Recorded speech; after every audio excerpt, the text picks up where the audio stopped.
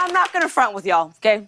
These dope outfits I get to wear on the show have your girl feeling real cute. Real cute. Yeah. My captions are all like feeling kind of cute. Won't delete later if you know what I'm saying, okay? This girl is feeling herself, y'all. And it's not easy putting all of this together, okay? You know why? Because female fashion is trash. That's right. Hear me out. I'm not saying female fashion looks bad. I mean, obviously. Okay. I'm saying female fashion makes living life as a normal human being a struggle and a half. It sucks.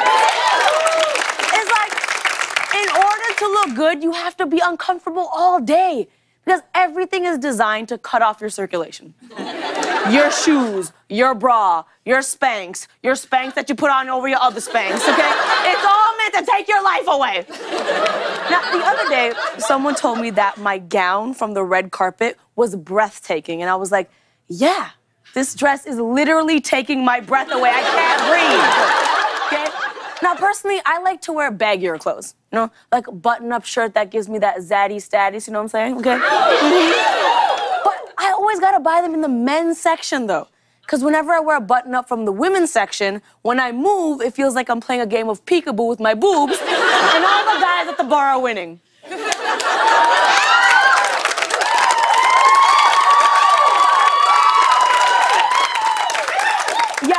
I wore this shirt for this monologue. This is a choice I made for the rest of the episode. So now y'all gonna deal with this.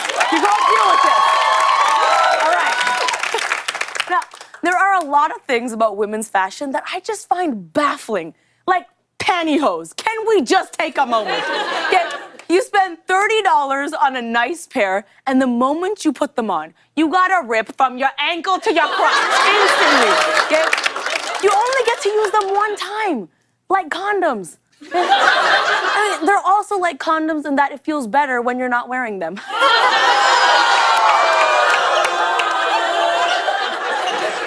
let's talk about rompers. Okay, I'll admit, I love a good romper. Ladies, am I right? Rompers, I mean, they're like onesies that people don't shame you for wearing in public. What's not okay? But when you put on a romper, you know that you're getting into an evening of internal debate between getting fully nude in a public washroom so you can finally pee or holding it in and risking a UTI. Yeah. It is what it is, y'all. And the worst part about women's clothing has to be the different sizing. I mean, can all you stores just get it together and make up your minds? You know what I'm saying? Like, don't get me started on shopping internationally. Because in the UK, I'm a 10. Okay? In France, I'm a 38. And here in the US, I'm 13 McGriddles. Okay?